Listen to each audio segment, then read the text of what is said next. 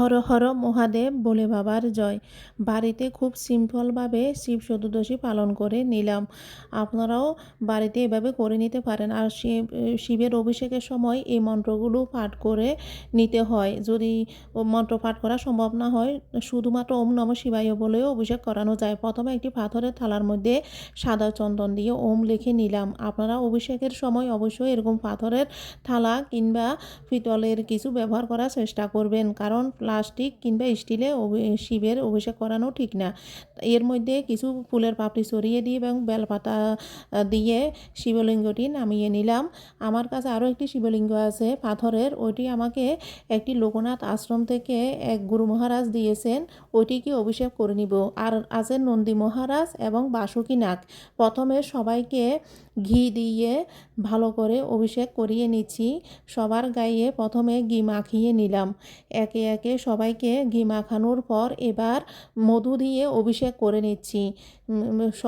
শিবলিঙ্গ দুটি এবং নন্দী মহারাজ এবং বাসুকী নাগকেও মধু দিয়ে অভিষেক করিয়ে নিচ্ছি। আপনারা চাইলে পঞ্চামৃত বানিয়ে একসাথেও করে নিতে পারেন, আমি আলাদা আলাদা করে নিচ্ছি। এরপর দই দিয়ে অভিষেক করিয়ে নিব।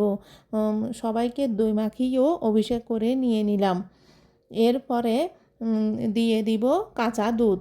প্রথমে দুধ ডালার নিয়ম হলো, মহাদেবের বাম পাশে থাকে গণেশ, প্রথমে গণেশকে ডালতে হয়, তারপর ডান পাশে কার্তিক এবং চতুর্দিকে মাতা পার্বতী, তারপরে শিবের মাথায় ঢেলে নিতে হয়। এভাবে অভিষেক করিয়ে নেবেন। দুধ ঢালার পরে এবার পঞ্চামৃত, দুধ, দই, ঘি, মধু, শর্করা অর্থাৎ চিনি, 5টি উপকরণ একসাথে মিশিয়ে নিলাম। ওইটাকে বলা হয় পঞ্চামৃত। পঞ্চামৃত দিয়ে অভিষেক করার পরে এবার তামার গটিতে নিয়ে নিলাম গঙ্গার জল। গঙ্গার জল দিয়ে পরিষ্কার করে ভালো করে ধুয়ে নিলাম এবং অভিষেক আমার সম্পূর্ণ হয়ে গেল।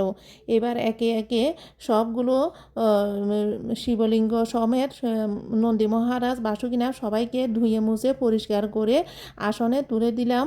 এরপরে চন্দন দিয়ে মহাদেবের তিলক পরিয়ে নিলাম। তারপর চন্দন সমেত বেলপাতা, দুবা এবং ফুল অর্পণ করে দিলাম। এখানে আপনারা 1টি, 3টি, 5টি, 7টি, এভাবে 21টি, 11টি বিজোড় বেলপাতা অর্পণ করে নেবেন। সব কিছু দিয়ে অর্পণ করার পরে ফুল দিয়েও অভিষেক করিয়ে নিলাম। তারপরে সুগন্ধি মহাদেবের অতি পছন্দের প্রথমে গোলাপ জল দিয়ে অভিষেক করানোর পর এবার দিয়ে দিলাম অগুরু। তারপরে সুগন্ধি স্যান্ড দিয়ে মহাদেবকে সুসজ্জিত করে নিলাম। এরপরে মহাদেবকে গোটা ফল অর্পণ করতে হয়। এখানে আমি একটি বেল অর্পণ করতেছি, যেহেতু মহাদেবের পছন্দের ফল বেল।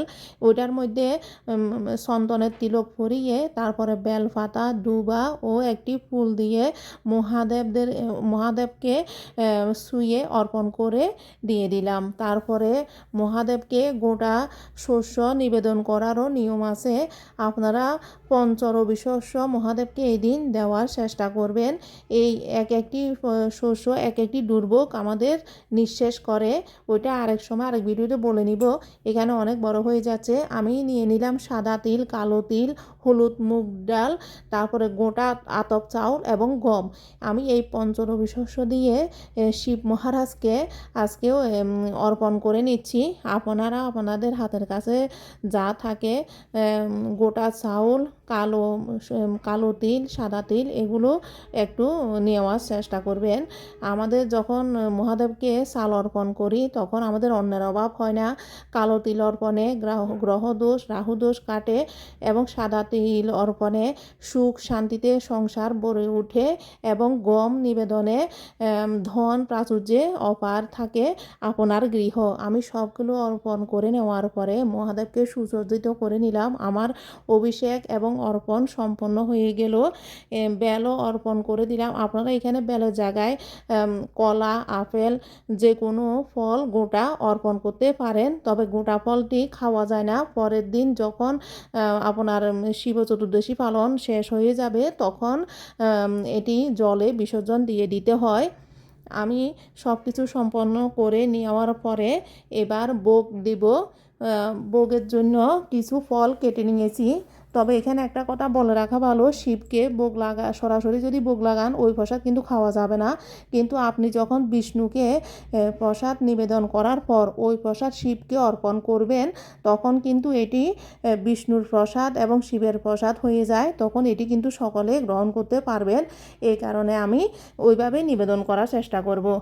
আর আরতির জন্য লাগবে প্রদীপ। আমি এখানে চতুর্মুখী প্রদীপ বানিয়ে নিলাম, তারপরে ঘি দিয়ে প্রজ্বলন করে নিলাম।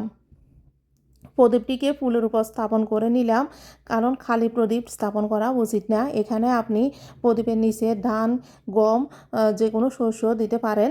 তারপরে দিয়ে দিলাম মহাদেবকে ধূপ, দীপ এবং ফল সহ ভোগ নিবেদন করে নিলাম। এখানে আমি মহাদেবকে একটি ডাব, আস্ত ডাব অর্পণ করে নিলাম। তারপরে মালাই চপ, দই এবং বেল সমেত বিভিন্ন ফল, যেহেতু বেল ফল মহাদেবের প্রিয়, একটি অর্পণ করলাম আর একটি গোটা দিলাম। আর মহাদেবের সন্দেশ জাতীয় মিষ্টি বেশি পছন্দের, এই কারণে মালাই চপ দিয়ে দিলাম। তারপরে সাথে দিয়ে দিলাম মিষ্টি দই এবং বিভিন্ন প্রকারের ফল। তারপরে এখানে কুল আর বেল দেওয়ার চেষ্টা করবেন। কুল এবং বেলও মহাদেবের পছন্দের ফল। এরপরে ধূপ, দীপ, নৈবেদ্য সব কিছু দিয়ে মহাদেবকে আরতি করে নিলাম। তারপরে চামচ দিয়েও আরতি করে নিলাম। সব কিছু দিয়ে আরতি করার পর আমার পূজা প্রায় কমপ্লিট।